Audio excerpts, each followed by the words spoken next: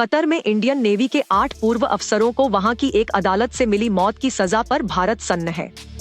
Qatar ने नौसेना के इन अफसरों पर इजरायल के लिए कथित रूप से जासूसी का आरोप लगाया है। कतर की अंग्रेजी वेबसाइट अल जजीरा के मुताबिक इन अफसरों पर कतर के सबमरीन प्रोजेक्ट से जुड़ी जानकारियां इजरायल को देने का आरोप है। हालांकि कतर की सरकार ने ये नहीं बताया है कि नौसेना के पूर्व अफसरों पर लगे जासूसी के आरोप किस किस्म के हैं। भारत के विदेश मंत्रालय ने इन पूर्व अफसरों की सजा पर बेहद हैरानी जताई है। विदेश मंत्रालय का कहना है कि भारत सरकार इन अफसरों को सभी संभव कानूनी विकल्प मुहैया कराने पर विचार कर रही है। हालांकि मामले की गंभीरता को देखते हुए भारत सरकार ने भी इस केस का ज्यादा खुलासा नहीं किया है। नेवी के जिन पूर्व अफसरों को कतर की कोर्ट ने मौत की सजा सुनाई है, भारत में उनका सर्विस रिकॉर्ड बेदाग और शानदार रहा है।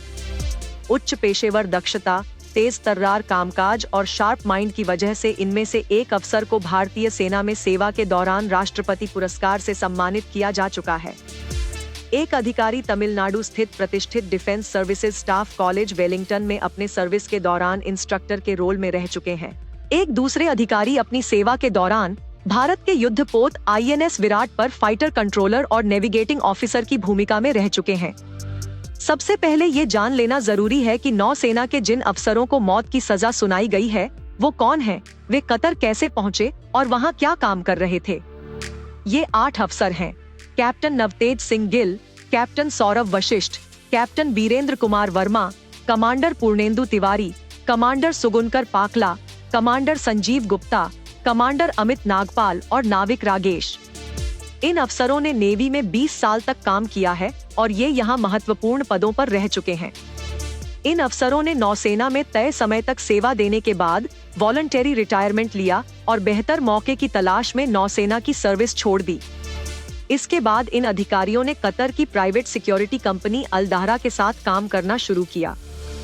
यहाँ ये पूर्व अधिकारी पिछले कुछ सालों से कतर के नौसेना अधिकारियों को ट्रेनिंग दे रहे थे। इंडियन नेवी के इन पूर्व अफसरों को पिछले साल अगस्त में जासूसी के कथित आरोप में गिरफ्तार किया गया था, लेकिन न तो कतर ने और न ही भारत की एजेंसियों ने इन अफसरों पर लगे आरोपों की डिटेल दी। कतर के साथ रिश्तों को देखते हुए भारत सरकार कतर कोर्ट के इस फैसले पर सधी प्रतिक्रिया दे रही है। विदेश मंत्रालय ने कहा है कि हम इस मामले को बहुत महत्व देते हैं और इस पर बारीकी से नजर रख रहे हैं। हम सभी काउंसलर और कानूनी सहायता देना जारी रखेंगे। हम फैसले को कतर के अधिकारियों के समक्ष भी उठाएंगे।